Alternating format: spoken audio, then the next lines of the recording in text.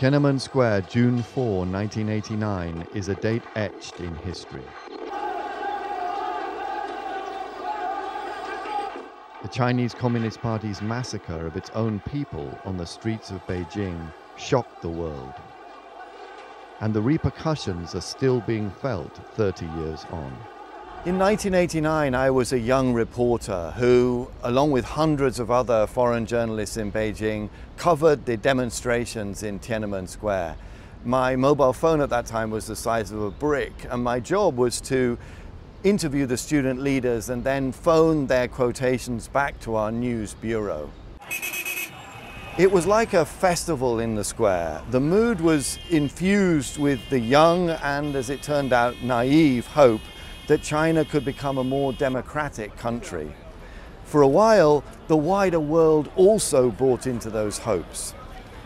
Few in the square imagined that the soldiers of the People's Liberation Army, backed by tanks, would shoot their way into central Beijing and, in doing so, change the course of history. 3 decades later, I've been talking to people who were involved to try to put the legacy of Tiananmen into context. Han Dongfang escaped from the square on June the 4th and found himself at the top of China's most wanted list. After a spell in prison, he left China and now campaigns for workers' rights.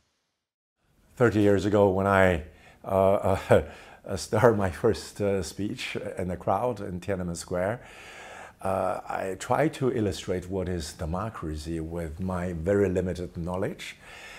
And the only thing I could say is democracy to me is who decide our salary, whether we have a chance to participate. And at that time, when I talk about that, and I feel kind of ashamed compared to many other students, they quote books and famous writers.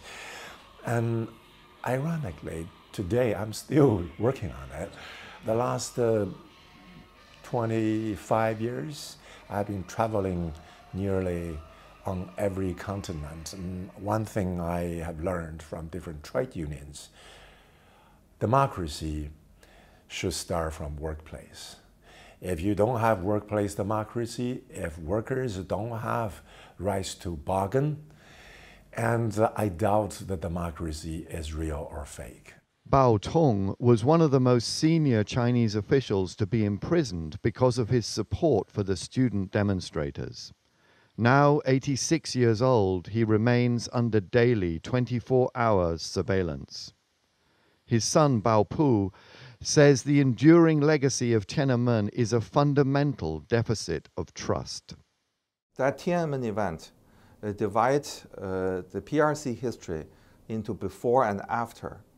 And what's before is people still trusted the Communist Party. There were million people on the street, just enjoy freedom of speech. They thought the party and the Chinese government would not send a tank to shoot them, and this is before.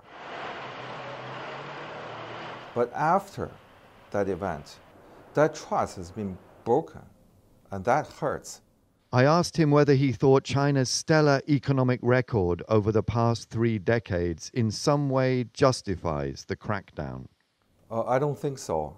It's like you cut off somebody's limb and he's still surviving. And you cannot say that, oh, he's surviving because you cut off his limb.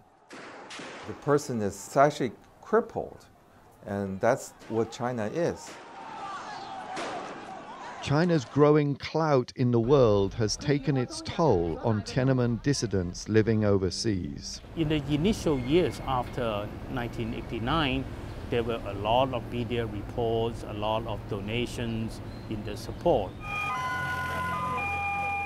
But this media attention, as well as financial support, have been in sharp decline in the past 2 decades.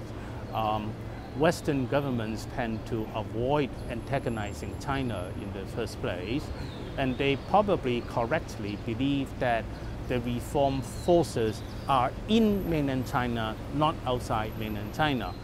Another expression of China's growing influence is the erosion of people's freedom in Hong Kong. In spite of Beijing's pledges to safeguard the territory's democracy at least until 2047. Hong Kong now understands that the economy is much more dependent on debt in mainland China rather than the other way around. So therefore, China's demands are in general accepted by the business community, by the powerful business community, who are in no position to alienate, to antagonize Beijing.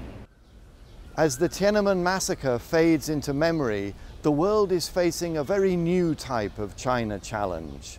Having shut down dissent at home, Beijing is now projecting its authoritarian influence abroad. The events of 1989 should stand as a reminder of how uncompromising the Communist Party can be.